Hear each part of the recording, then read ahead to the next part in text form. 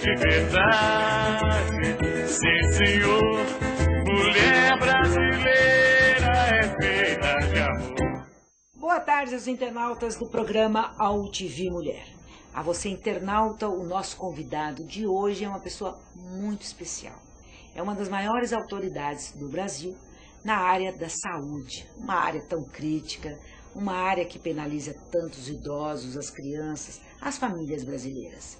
Por isso que eu sei que você, internauta, que se interessa muito por essa discussão, vai acompanhar o nosso programa de hoje com o Dr. Washington. Que bom tê-lo aqui no programa AuTV Mulher. Mona, uma alegria estar aqui, agradeço o convite e vamos às discussões. Me deixa muito feliz a oportunidade de estar aqui discutindo isso com o seu público. Bem, eu estou aqui com o Dr. Washington Fonseca, que para mim é uma honra tê-lo aqui com você, internauta, nesta tarde, discutindo um tema que faz parte da nossa militância, que é o direito à saúde. O Brasil, você que está fora do Brasil, mas que está acompanhando o programa AuTV Mulher, eu cumprimento a todos os internautas, inclusive os que estão fora do país, sabe que o Brasil tem um sistema único de saúde, que é um grande avanço, que é uma conquista dos brasileiros e das brasileiras.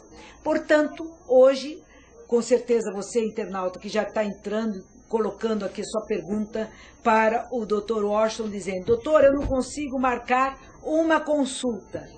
Doutor, nós temos o SUS, mas ao mesmo tempo temos esses gargalos. Como que explica isso o nosso internauta de Juiz de Fora, Minas Gerais?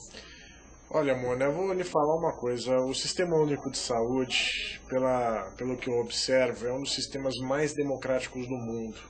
Porque a Constituição brasileira, a Constituição Federal, ela não faz qualquer tipo de distinção quanto a estrangeiros ou brasileiros em território nacional. Todos têm que receber o mesmo tratamento, todos devem, obviamente, ter o mesmo respeito, a mesma dignidade. Só que o grande problema do SUS, diferentemente do que acontece em outros países, existem, por exemplo, países como a Polônia, aonde o sujeito lá, o cidadão, ele é obrigado a pagar um imposto específico para questões da saúde e tem os seus serviços limitados. O SUS não tem esse problema. Por quê? Porque todo tipo de tratamento médico, medicamentos, obrigatoriamente tem que ser fornecido pelo Estado, que é um direito do cidadão, um direito esse garantido pela Constituição. Tá, é universal e gratuito. É universal e gratuito. O grande problema é justamente a distribuição de recursos na saúde e tem um outro problema também que acho que é um dos mais graves, o problema da eficiência. O grande problema temos um sistema de saúde democrático, porém ineficiente. Óbvio que a gente não pode tirar o brilho, Mona, dos serviços referendados, né, de referência, que a gente tem, por exemplo, um AC Camargo, um Hospital das Clínicas, que são serviços que, apesar das dificuldades do dia a dia, são serviços muito importantes e que, obviamente, têm um valor social e relevante, assim, inestimável. Mas se a gente parar para pensar e começar a analisar justamente essa questão da saúde fora desse eixo dos serviços referendados, a gente tem uma situação muito triste. E, obviamente, quando o Estado não fornece o atendimento devido, o medicamento que o paciente necessita, não resta outra saída muitas vezes senão propriamente fazer o quê? Entrar no judiciário com uma ação, buscar pelos seus direitos, e o Estado que muitas vezes, dependendo das circunstâncias, que arque, obviamente, com esse custo junto à rede privada, uma entidade particular, o que quer que seja. Porque não importa a situação, porque a gente observou alguns casos em Diadema, que eu particularmente tomei pé e liderei as reclamações, inclusive junto ao Ministério Público, de causa da saúde. Um exemplo que a gente tem, que a gente pode acessar na internet, fazer uma busca, é o Hospital Municipal de Diadema, aonde pacientes ficam 2, 3 dias, muitas vezes sem atendimento, no corredor do hospital, sofrendo, e que a população fica refém, fica carente, sem saber muito o que fazer. Dr. Washington, nós estamos aqui conversando com a família brasileira. Sim. E com as pessoas que vivem este drama. Uhum. Não é coisa mais penosa, mais desrespeitosa, mais humilhante, é excludente você precisar marcar uma consulta e você passa dias, meses, às vezes anos, sem conseguir essa consulta. É verdade. Então, nós primeiro, antes de nós conversarmos a respeito dos grandes programas de referência que nós temos no nosso país, que é de excelência, indiscutivelmente, nós queremos saber o que acontece na unidade básica de saúde, naquele primeiro atendimento, naquela consulta ginecológica, naquela consulta básica da pediatria. Como conseguir? Porque hoje nós temos uma legislação que diz que não pode passar de 6 dias. Isso. Não é? Infelizmente não é cumprido. Não está sendo cumprido. É isso que eu gostaria de ouvir do senhor. O que nós, como usuários, devemos fazer num caso desse? Por exemplo, eu chego, levo minha mãe, o meu pai para uma consulta e não consigo essa consulta. O que é que eu devo fazer? Entrar com alguma ação judicial, uma medida judicial para justamente conseguir, nem que seja pela via alternativa da rede privada, e o Estado muitas vezes por custear isso.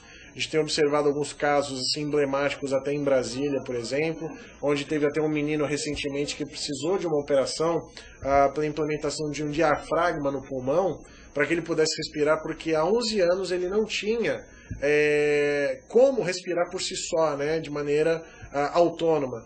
Então não restou à família, se não ter uma outra atitude, se não buscar propriamente pelo Poder Judiciário a resolução do problema, a alternativa, porque o caso dele, por exemplo, especificamente, demandava uma cirurgia que custava R$500 mil. Aí eu pergunto para você, Mona, quais são as famílias que hoje podem dispor de um valor desse para custear o tratamento de um ente querido? É proibitivo. Então o que a gente tem que efetivamente fazer é buscar na justiça soluções. E pela Constituição, como a gente estava discutindo há pouco antes de ir ao ar, eu e a Mona, não resta outra alternativa senão buscar justamente, através do Poder Judiciário, uma solução para a resolução desse tipo de problema. Então, infelizmente, essa que é a saída que nos resta. Mas o nosso internauta do Rio de Janeiro diz aqui o senhor o seguinte: isto é possível com esses casos como esse que o senhor acabou de colocar. Sim. Mas no dia a dia, de uma pessoa que vai para um pré-natal, vai para uma coleta de exame, alguma coisa assim, de sangue, ele também tem que entrar na justiça, doutor? Existem os juizados especiais, né? E quando a gente está falando, por exemplo, na esfera privada, mas o que a gente tem que fazer também é reformular, e eu sei que muitas vezes pode parecer um clichê essa situação que eu vou colocar, mas ver quais são os planos de governo. E olha, a gente está entrando agora numa nova era de novos prefeitos aqui no Brasil, e que obviamente eles têm orçamentos destinados para a saúde. Muitos deles têm a dificuldade de implementar alguns serviços por conta de legislação.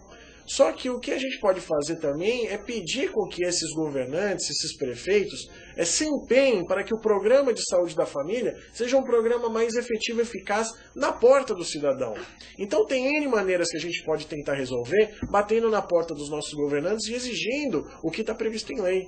O PSF é uma das saídas, por exemplo. A Fátima está no Rio Grande do Norte, parabeniza o programa, diz que é um tema de extrema importância e que nós, brasileiros e brasileiras, precisamos nos empoderar para que nós possamos enfrentar essa realidade. Ela cita aqui o caso da mãe dela, que a mãe ficou na enfermaria, aguardando mais de 3 dias para ser atendida, doutor. Foi o que eu lhe falei, não resta outro caminho a não ser a via judicial, porque o não cumprimento de uma ordem dá ensejo ao quê? Ao crime de desobediência. Isso aí é respaldado também na esfera penal, para vocês possam ter uma ideia. Então, ordem judicial não se discute. A partir do momento que existe um problema que é relacionado, sim, ao risco de morte de um paciente, ou algo que venha trazer algum tipo de malefício, de sequela, o que quer que seja, tem que ser buscado, sim, a via judicial o quanto antes. Um outro internauta aqui colocando, ele é Teresópolis, Rio de Janeiro também. Opa, hoje o senhor deu aula no Rio? Não, ainda não. Então tá, então logo lá. Pergunto para o senhor o seguinte: com ordem judicial, se o hospital está lotado, o que acontece? Tem que exigir, aí que tá, a gente não pode fazer com que na ordem conste especificamente o atendimento para um único hospital. A gente tem que justamente sugerir que na ordem venha atendimento para uma entidade privada. E, obviamente, o Estado que se entenda depois com aquela entidade privada, com o hospital, até que a gente consiga justamente obter uma vaga para atendimento daquele paciente. Então, o que a gente pode também, a dica que eu costumo dizer para os meus clientes e nos lugares onde eu costumo ministrar aula, para os nossos internautas hoje, sem a menor sombra de dúvida, o que a gente tem que fazer, minha gente, é muito importante, é pedir, a partir do momento que seja ajuizada uma ação para a busca de soluções na esfera da saúde, uma multa diária. E uma multa diária que não seja barata. Onde, a partir do momento que a ordem, porventura, não seja cumprida, não seja respeitada, essa multa, obviamente, vem a salgar o bolso de quem tem que prestar o serviço. Não só na esfera pública, mas também na esfera privada. Então, essa é uma das formas de forçarmos justamente a fazer com que haja o tratamento, o cumprimento da ordem e, consequentemente, aí, o atendimento da população. O senhor colocou um tema muito pertinente, que é o momento da mudança dos prefeitos e a importância da população fiscalizar, participar, denunciar quando é preciso denunciar. Nós estamos numa rede internacional de mulheres. Certo. É uma rede que as mulheres pautam as suas conquistas, suas necessidades, para que nós possamos criar políticas públicas de proteção ao universo feminino e reduzir essa acentuada desigualdade existente entre os direitos dos homens com das mulheres. E uma das questões que nos aflige demais é o número alto de morte materna no nosso país. É a morte por parto, não é? E a gente sabe o quanto é importante que nós tenhamos uma rede que possa receber essa mulher na hora do parto. Nós temos uma lei no Brasil que diz assim, que toda mulher no pré-natal deve ser vinculada a uma maternidade. Para quê, doutor Washington? Para que ela não tenha que ficar percorrendo de maternidade em maternidade. Não há uma situação mais angustiante, que dá instabilidade para a mãe, para a família, para o trabalhador da área da saúde, quando essa mulher está buscando vaga. E a gente sabe que na segunda maternidade que ela está buscando, ela já começa a entrar em sacrifício fetal.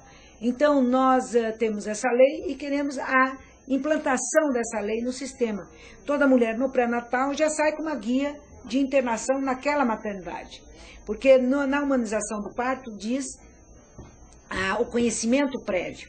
Mas o conhecimento prévio não garante que a mulher, na hora do parto, chegue nessa maternidade e tenha uma vaga. Claro. E, então, isto é uma questão seríssima. Concordo. Para reduzir uma das chagas nacionais, que é a violência, que é uma violência, que é a morte na hora do parto. Com certeza. Ou ela morre, ou o bebê morre, ou os dois morrem.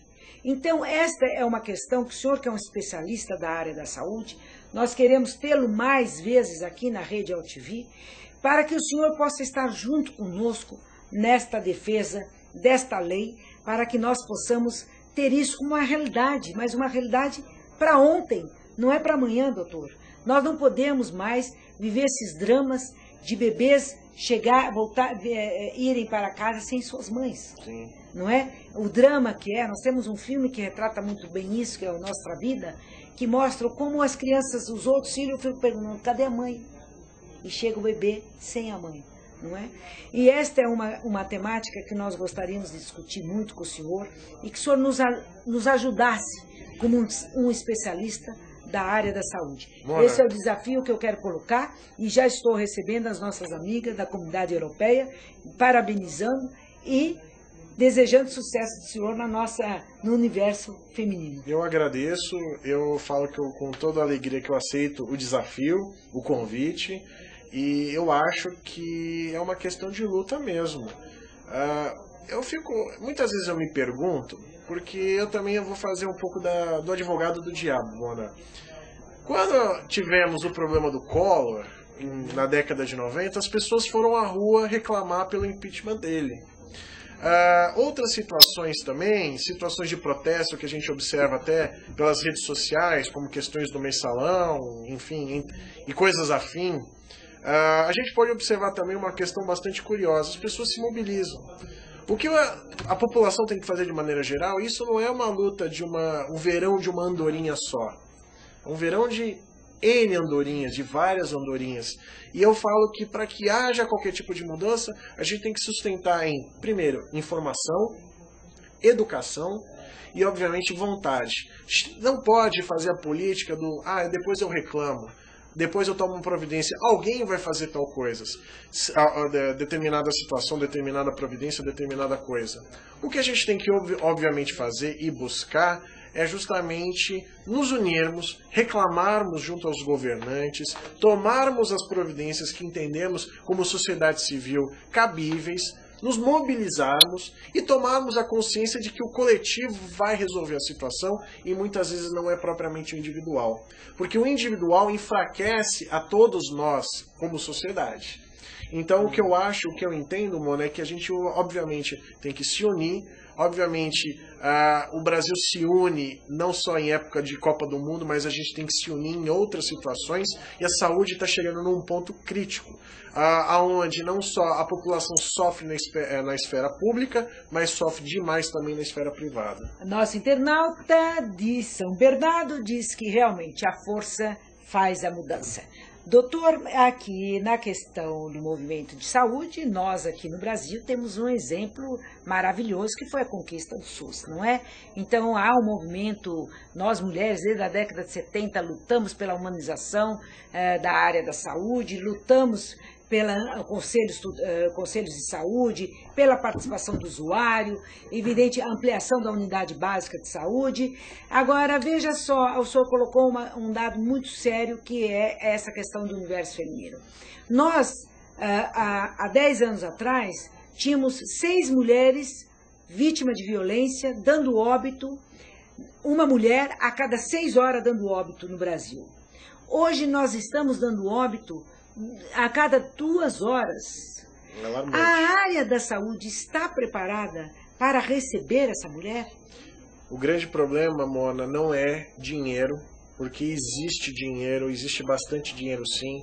O problema é justamente a capilaridade dos recursos investidos dentro do SUS, que se perde através do não gerenciamento das verbas e, consequentemente, também a má empregação dessas verbas. Os profissionais, a grande maioria deles que trabalham na rede pública são heróis. A gente não pode confundir o serviço do médico com o serviço do hospital. A gente não pode confundir, muitas vezes, a precariedade do sistema com as ferramentas que são propiciadas, proporcionadas àquele profissional médico, para o enfermeiro, para o auxiliar de enfermagem. Então, o que a gente tem que ter muito consciente é que a grande questão, para falar bem a verdade, mano, o que me preocupa muito na questão da saúde é essa terceirização que muitas prefeituras e o Estado, e os estados de maneira geral, promovem, ou seja, acabam por minar muitas vezes a saúde pública, colocando uma empresa privada, uma terceirizada, para administrar um determinado hospital. Isso mina assim, de uma maneira... E a saúde é função do Estado, né? Hã? A saúde é função do Estado. Então, o grande problema não é em si com os profissionais. O problema é estrutural. Tem que se abrir mais concurso e entre outras providências. Nós tínhamos, no começo da nossa entrevista, um internauta fazendo exatamente essa pergunta que o senhor acabou falando antes de eu fazer a pergunta. Se o problema da saúde é um problema de investimento. Não é. Não é? Não é. E uma outra questão aqui colocada pela nossa internauta, que pergunta para o senhor, a violência institucional. As mulheres, lógico que eu sei que a Silvana está perguntando isso, eu dou toda a razão a você, as mulheres na hora do parto são muito desrespeitadas. Sim. A gente tem já pesquisas da universidade que retratam o tipo de violência, desde daquelas violência, você gostou, mas agora está gritando, e outras que é o desrespeito, que não é atenção, porque a gente sabe um momento tão especial na vida da mulher, Crítico, que é a muitas hora vezes. do parto, também tem risco às vezes, não é? E aí tem essa violência institucional. E ela diz assim, a gente pergunta para a mulher, por que você não denuncia? Por que você não reage, ou você ou a sua família? Porque ela sabe que daqui 1, 2 anos ela vai voltar lá. Também. Então ela tem medo de ela não ter sequer esse atendimento. Mas, doutor, isto é o fim do mundo, não é? É o fim do mundo. Porque como é que uma pessoa pode se submeter a uma violência desta, num momento tão especial como esse, e se calar? Porque quem se cala compactua, Sim. não é? Ele é coautor daquela violência, então ele acha que aquela violência é natural. Concordo, e eu vou fazer uma análise pessoal minha, como professor de direito, e vou lhe falar que as grandes mudanças sociais, gente, o que eu vou falar é a mais pura verdade. As grandes mudanças sociais começam a partir da onde? Da gente. A partir do momento em que há uma mudança de hábito, há uma mudança de cultura, não tenho a menor sombra de dúvida. A partir desse momento começa a criação de leis. Eu vou dar um exemplo. Na década de 70, existia a ideia do desquite. Só que a não compatibilidade de famílias, por exemplo, se tornou uma coisa tão normal e corriqueira que surgiu a lei do divórcio. Um exemplo. Foi uma conquista a lei do desquite. Era dificílimo, teve resistência de todos os lados. Exatamente. Teve aí uma outra mudança também muito importante, em razão das mudanças sociais que tivemos, criação do Estatuto do Idoso, por conta das inúmeras violências que os idosos sofriam. Então, e que sofrem, e que sofrem ainda. Como o senhor está aqui conosco, assim, eu estou vendo muitos jovens entrando aqui no nosso programa, parabenizando o senhor. Obrigado. Porque é um tema que tem que ter coragem para enfrentar. Que ele diz aqui, o lobby dos planos de saúde não é pouca coisa não, doutor. Então, a gente vive, porque quanto por cento da população brasileira que tem hoje plano de saúde? Não é? É um número grande. E tem que ter coragem. E a gente sabe que os idosos hoje, quando vão para a fila de um hospital, são desrespeitados. Como dizem, você já viveu muito. Como é que pode um comportamento desse? Como é que assim, não tem alguém dentro de um hospital que percebe que um trabalhador está tendo esse comportamento? Não, e não só isso, como eu estava bem colocando ali, a questão é, só vai existir mudança legislativa, só vai existir uma mudança na questão de lei se a gente tiver mudança de postura e exigir. Uma das coisas, antes da gente entrar nesse tema, que eu acho muito pertinente, que está muito em voga e muito em pauta essa discussão, a gente pode observar como a sociedade brasileira está carente de uma figura forte e que, obviamente, deposita algum tipo de esperança. A gente viu a movimentação que existiu em torno do julgamento do Mensalão no Supremo Tribunal Federal. As pessoas apoiando Joaquim Barbosa, tudo bem que ele exerceu a função dele como magistrado, colocou força ali no seu trabalho, mas a expectativa da população, justamente na espera de uma movimentação, faz com que haja assim, mudança dos poderosos, mudança de atitude, para que justamente as coisas aconteçam. Agora, voltando a essa questão do hospital, que você muito bem observou, vou lhe falar e eu vou fazer um comparativo. Aqui no Ocidente, as pessoas mais idosas, os velhinhos, são muito desprestigiados porque já viveram muito.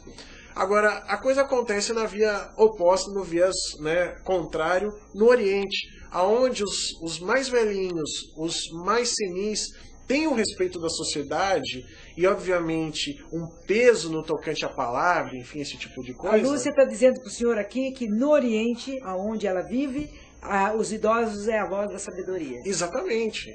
Agora, o que acontece? As pessoas esquecem, Mona. Esquecem mesmo que hoje estão jovens e que amanhã a vida passa no estalar de dedos. E passa muito rápido, porque uma das coisas que eu aprendi na vida, Mona, que é muito curiosa, é que se a gente ficar sempre esperando pelo amanhã, o amanhã sempre pode demorar para chegar, mas o quanto a gente vive, a gente não percebe que o presente se esgota, e aquele amanhã que um dia a gente está esperando, já é o presente. Então, o que eu posso falar é que hoje, enquanto jovens, assim, seja na questão de idade propriamente dita ou de saúde, podemos estar bem, mas a gente tem que pensar no dia de amanhã, porque amanhã seremos os mesmos velhinhos que estão sendo judiados e maltratados em hospitais. Com certeza. Dentro desta questão de ser maltratados, respeitados, dentro da unidade básica, dentro do sistema como um todo, independente do município,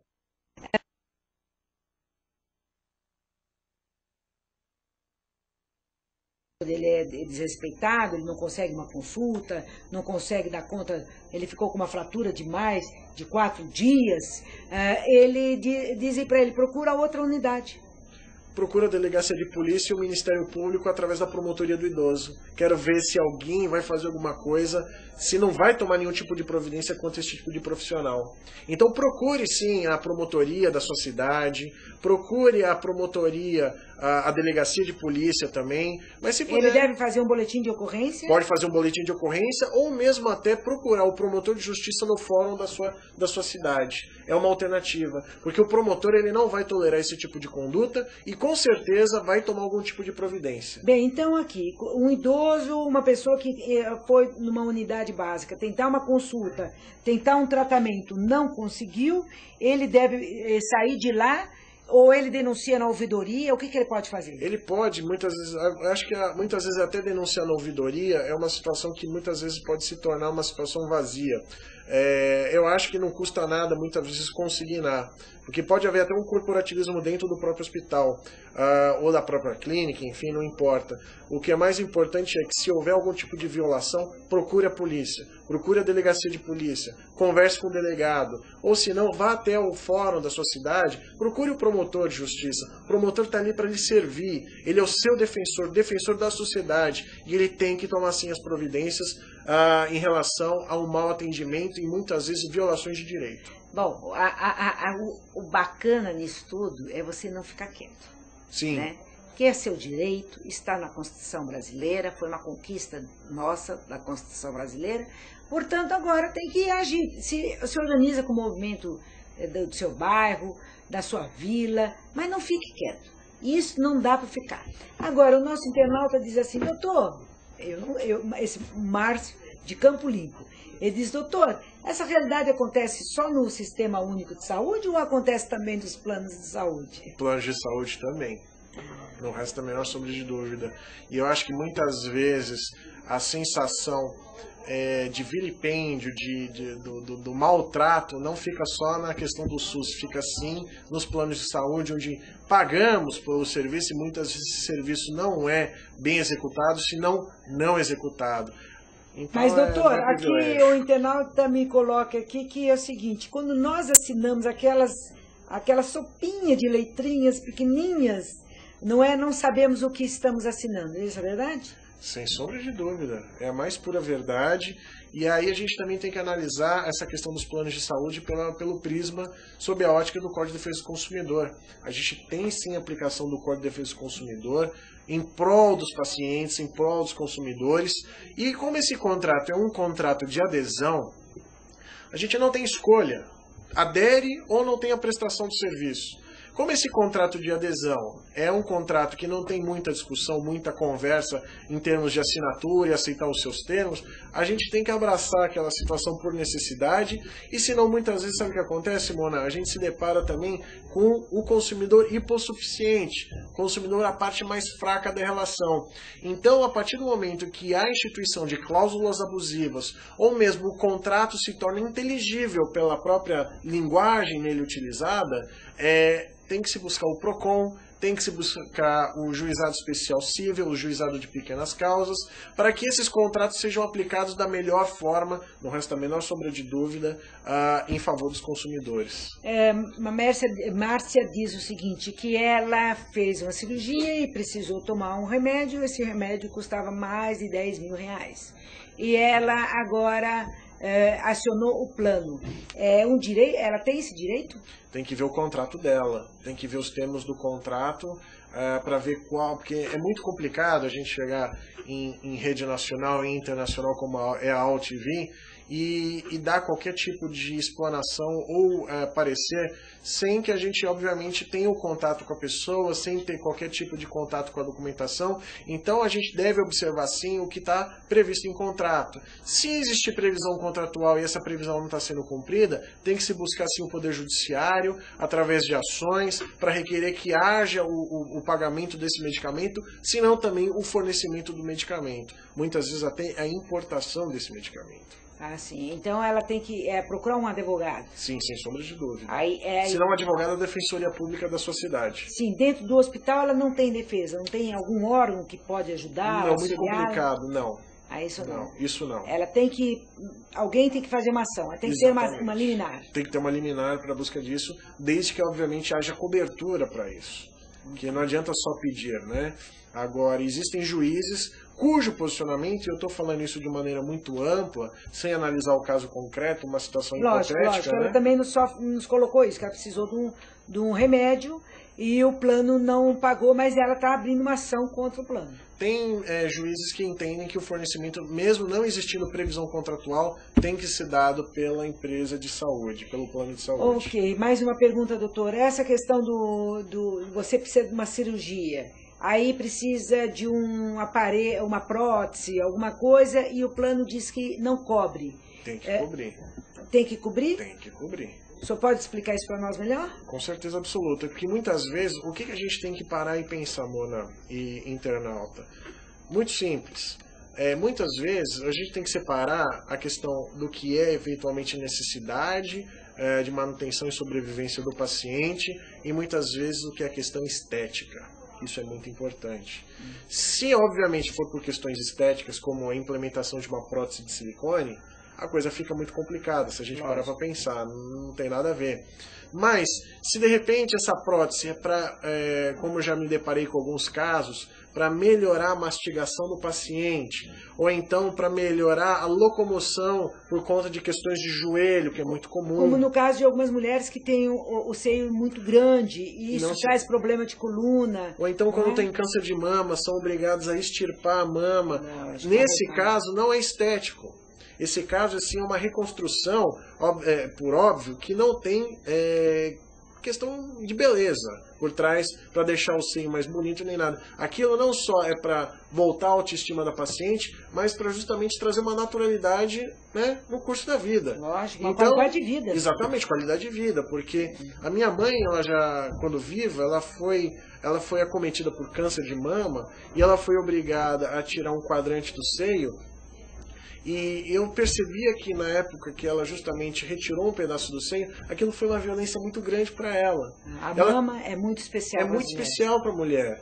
Então o que eu vejo é que uma coisa é eu querer aumentar o volume dos seios, né, por uma questão estética. Outra coisa é implementar uma melhora de vida, uma qualidade de vida para o paciente, que é completamente diferente. Seja ela, nesse caso, da reconstrução da mama, seja, por exemplo, na questão da implementação de uma prótese de joelho, de tornozelo, o que quer que seja, não importa. Se houver a necessidade de colocação, de uso desse tipo de procedimento, mesmo que não haja cobertura contratual, o plano, muitas vezes até por força de liminar processo judicial, acaba sendo compelido, obrigado a fornecer esse tipo de coisa. Bem, eu quero avisar aqui aos nossos internautas, agradecer a participação de todos, continuem conosco ainda, a gente tem um tempinho, e dizer e pedir desculpa porque eu não estou conseguindo atender a todas as demandas que estão aqui.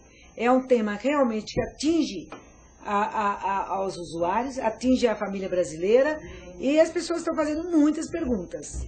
Mas eu quero te dar uma boa notícia. O Dr. Washington me disse que ele volta para o programa UltiVie Mulher. Ele vai participar de outros programas e aí, com certeza, essas suas dúvidas, esses seus esclarecimentos, ele vai estar ao vivo no programa UltiVie, fazendo com você, internauta do UltiVie. Doutor, a questão do plano de saúde saiu há umas 2 semanas atrás, uma pesquisa aqui no Brasil, dizendo que os sócios dos planos de saúde estão satisfeitos. Eu era de um plano há mais de 30 anos, um plano que era extremamente respeitado no Brasil e caríssimo, e eu me desliguei desse plano. Tal o número de aborrecimento que eu tive com este plano. Assim, são milhares e milhares de pessoas. A insatisfação é bom quando você ter, mas na hora que você necessita, você vai ver o problema que é você ter um plano de saúde. E eu gostaria de entender de onde é que vem essa pesquisa que mostra um alto índice de satisfação em relação aos planos de saúde. Eu também gostaria de ter uma resposta. Eu gostaria de ter uma resposta porque não é o que eu observo no meu dia a dia como advogado, não. Pelo contrário. O grande problema dos planos de saúde é que os associados, os clientes, eles são vistos como números. Óbvio que eles devem dar satisfação para os seus acionistas. E o que acionista quer, geralmente? Lucro, resultado da empresa.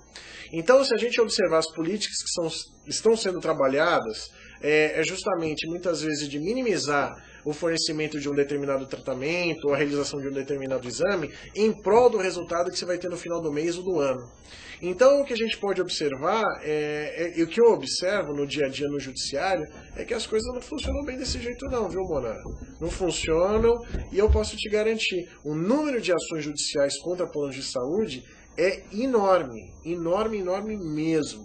Só uma estimativa breve: o Tribunal de Justiça do Estado de São Paulo, ano passado, dentre as inúmeras demandas que eles têm, tiveram lá em torno de 700 mil ações só no Estado de São Paulo distribuídas.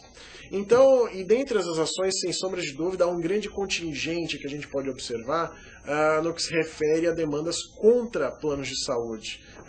Então, o que eu posso te dizer é que acho que essa pesquisa deve ter sido encomendada por eles, em prol deles.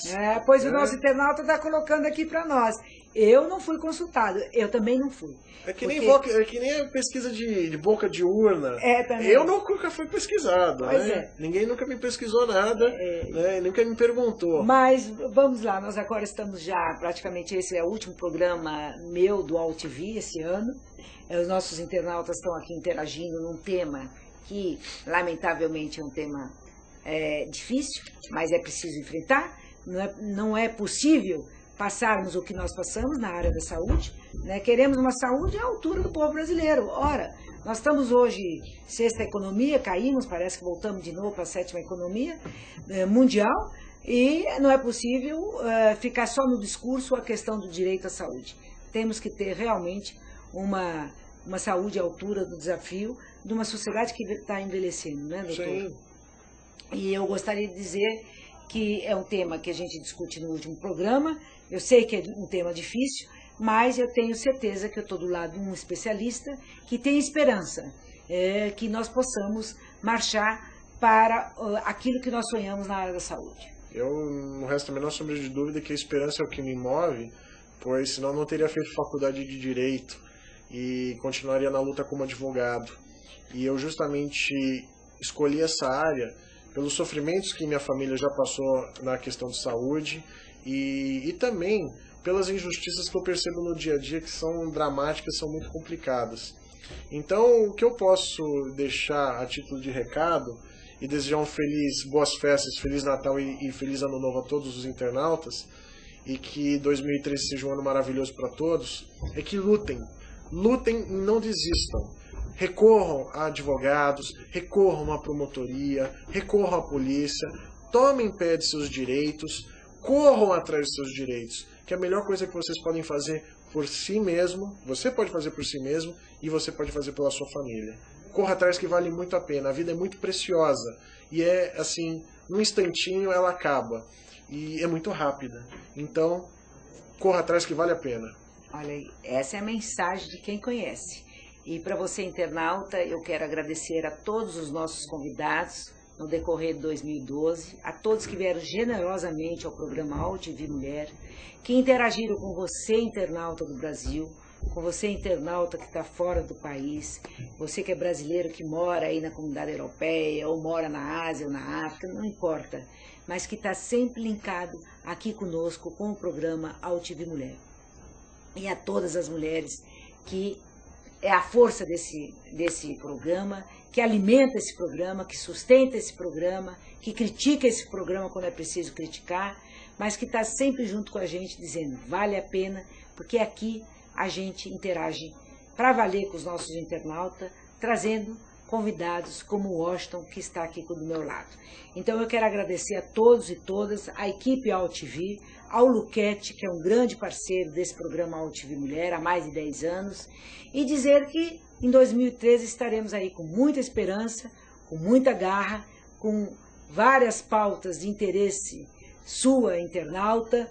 Eu desejo que a gente possa voltar aqui com o Washington dizendo, olha, hoje todas as gestantes estão vinculadas à maternidade. Nenhuma gestante no território nacional vai perambular em busca de uma vaga.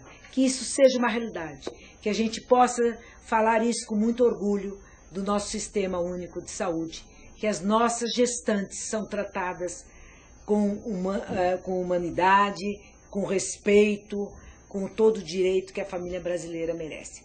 Então, um feliz 2013, que você e sua família possa ter tudo de bom, mas depende muito de como você vê a vida. Depende muito de como você se relaciona na vida. Então, eu quero desejar um feliz 2013 a todos que interagem semanalmente com o programa AltV Mulher. E a esse jovem, Dr. Washington, que me deu o prazer de conhecê-lo, de trazê-lo aqui ao programa, trazendo a você, internauta, todo o seu conhecimento, toda a sua militância na área da saúde.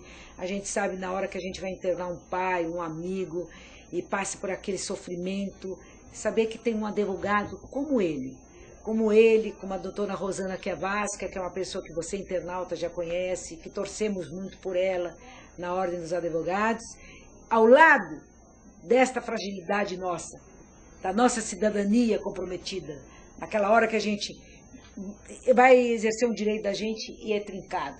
Então eu quero lhe agradecer muito. Muito obrigado. Porque eu tenho certeza que há muitas pessoas que não estão aqui, mas que querem te agradecer por essa coragem, por esse compromisso de estender a mão na hora que uma pessoa precisa. Lutem, vale muito a pena. Obrigada, doutor Washington. Muito obrigado. E a você, internauta, até o próximo programa, 2013, uma boa tarde. E obrigada a todos os internautas, e desculpe por aqueles que eu não pude transmitir a pergunta ao Dr. Washington, mas em breve ele vai estar aqui conosco, se Deus quiser. Uma boa tarde, até o próximo programa. Mulher de verdade, sim senhor, mulher